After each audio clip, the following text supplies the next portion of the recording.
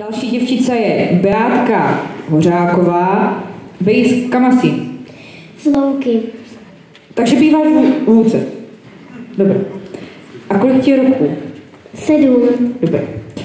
Beátka nám zaspívá Katerínka Husy Pásla a hraje na klavír, a chodí do první třídy a co ještě? Ještě něco? Všechno jsem pověděl.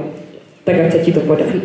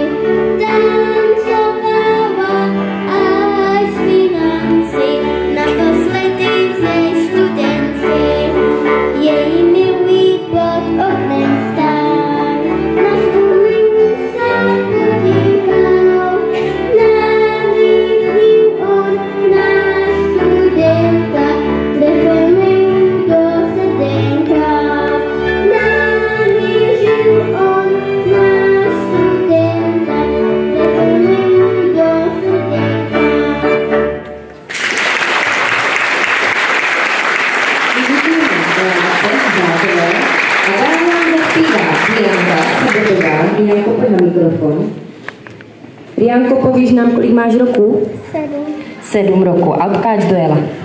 Z Louky. Z Louky. A už chodíš do školy? Do první třídy. Do první třídy? To jsi šikulka. A hraješ na nějaký hudební nástroj? Na housle. Na housle. A byla jsi už v nějaké soutěži? V Hodoníně v okresním kole a vyhrala jsem 2. místo. No výborně, to zaslouží potlesk, šikulka. Tak Rianka také kromě housliček ještě chodí do gymnastiky, chodí tancovat do veličánku a zpívá ve sboru ve Veselí nad Moravou. Řekla jsem to správně? Tak, výborně. A ještě nám pověz, co zaspíváš. Čí je to děvčátko na tom vrchu.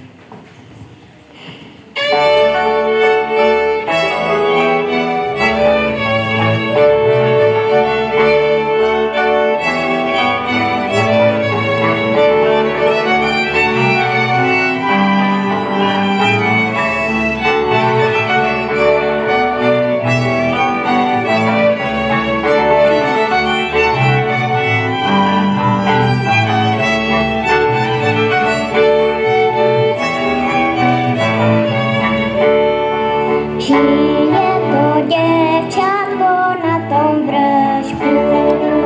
Ono má gombičky na kožušku. Čiže je to, moje je to, však jsem k ním chodíval celé léto. Čiže je to, moje je to, však jsem k ním chodíval celé léto. Dal jsem jí penízky na čižmičky. Ona si koupila pantoflíčky.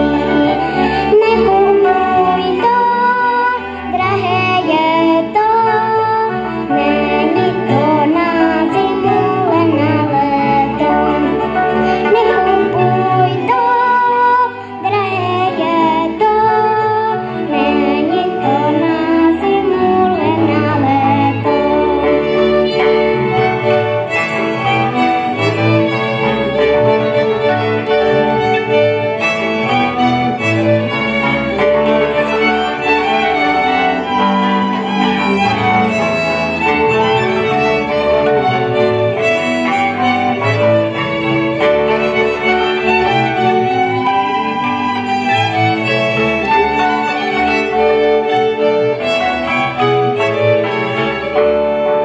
Ještě ťažo hajku za to prosím, červenou sukenku ráda nosím. Červená som, jak ta jiskra, však já sušo hajku tvoja jistá. Červená som, jak ta jiskra, však já sušo hajku tvoja jistá.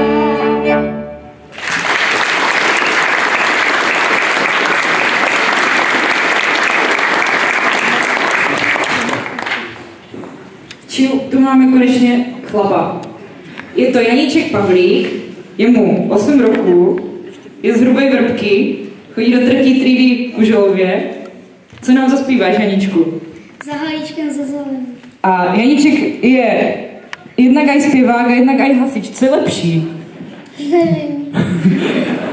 Tak uvidíme, nebo učujeme třeba včilka, co je lepší. Tak pěkně, ať ti to zpívá.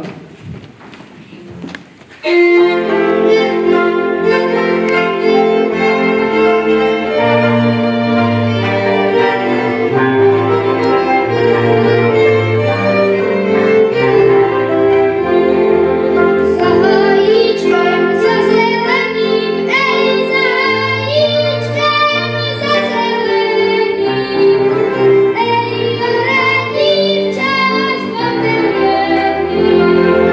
Ore,